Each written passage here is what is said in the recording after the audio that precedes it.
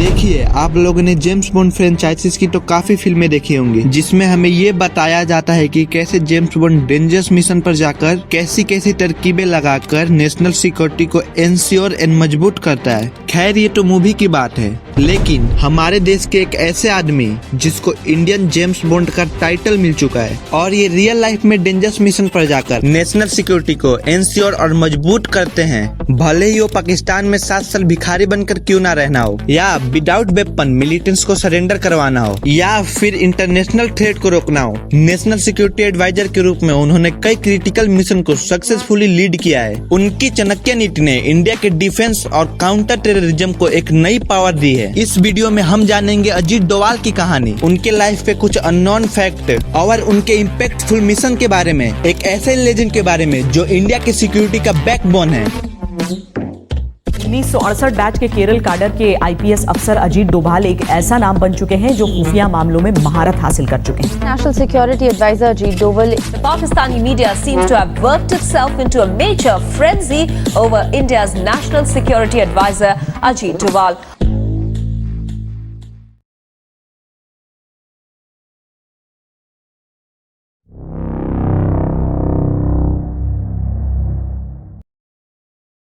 जनवरी 1945 उत्तराखंड का एक डिस्ट्रिक्ट जहां पौड़ी गढ़वाल में मेजर जीएन डोभाल के घर अजीत डोभाल का जन्म होता है, जिन्हें आगे चल के जेम्स बॉन्ड ऑफ इंडिया का टाइटल भी मिलता है। राजस्थान के अजमेर मिलिट्री स्कूल से इन्होंने अपनी अर्ली एजुकेशन पूरी की। Then he graduated with master degree of economics in Agra university in 1967। फिर 1968 में अजीत डोभाल अपना पहला यूपीएससी का अटेम्प्ट देते हैं और पहले अटेम्प्ट में ही यूपीएससी को क्रैक कर देते हैं। फिर आईपीएस में सिलेक्ट होने के बाद ये केरला के कोट्टयम डिस्ट्रिक्ट में 1971 में एससीपी बन जाते हैं। एसपी बनने के कुछ दिन बाद ही 28 दिसंबर 1971 को केरला के कन्नौज डिस्ट्रिक्ट में जहां थालासेरी में किसी ने नूरजहां होटल के फर्स्ट फ्लोर से चप्पल फेंक दिया था, जिसकी वजह से वहां के 2 रिलीजियस ग्रुप में कॉन्फ्लिक्ट हो गया,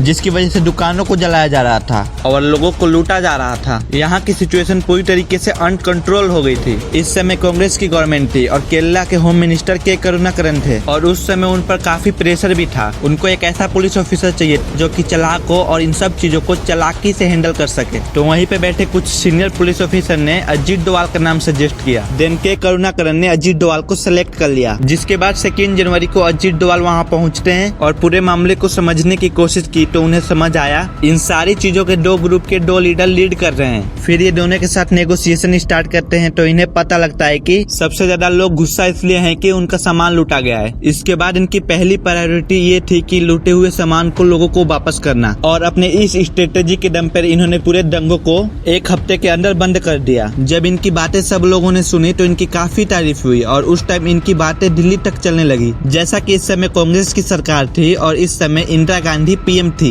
तो कुछ ही महीने बाद अजीत डोभाल को केरला से दिल्ली बुला लिया जाता है, क्योंकि यहाँ से अब ये पूरे देश के ऑपरेशन में काम कर सकते थे। सेम ईयर इन्होंने शादी भी की और आगे चल के इनके 2 बेटे भी हुए, जिनका नाम विवेक डोभाल और शौर्या डोभाल है।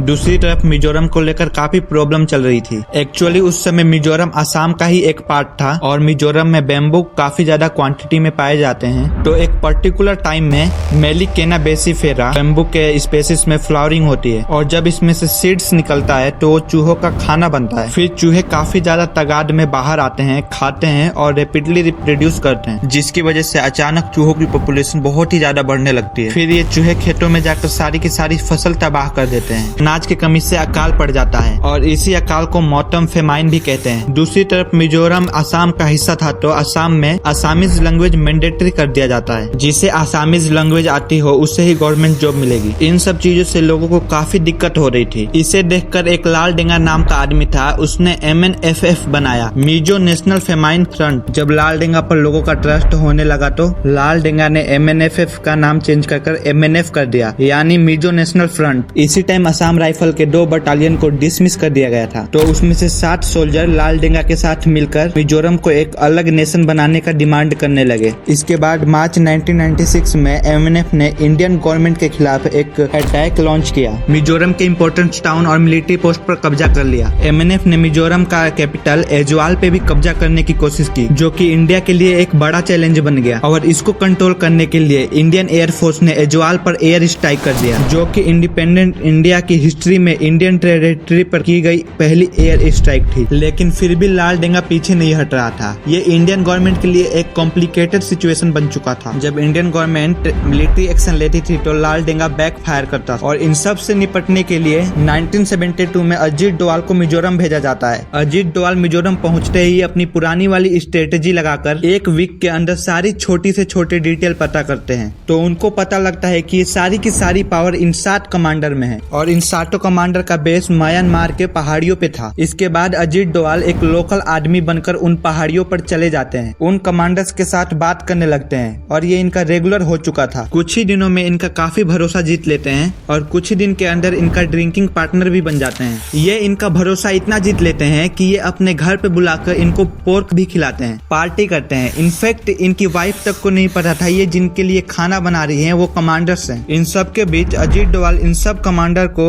एक साथ समझाते थे कि तुम इंडिया के साथ मिल जाओ, मिजोरम को तो एक अलग स्टेट बना ही दिया जाएगा और हो सके तो आप लोगों में से किसी को मिनिस्टर भी बना दिया जाएगा। ये लगातार 1972 से 1974 तक 2 साल इनको समझाते रहे और इनमें से 6 कमांडर अजीत डोवाल के फेवर में हो जाते हैं और इससे लाल डेंगा बहुत ही ज्यादा वीक हो जाता है और उसे मजबूरन इंडियन गवर्नमेंट के साथ पीस टॉक स्टार्ट करना पड़ता है। मिजोरम को एक अलग स्टेट बना दिया जाता है और लाल डेंगा को वहाँ का मिनिस्टर बना दिया जाता है। और इन सब के बाद एक बार और क्रेडिट अजीत डोवाल को मिलता है और उनकी काफी तारीफ भी होती है।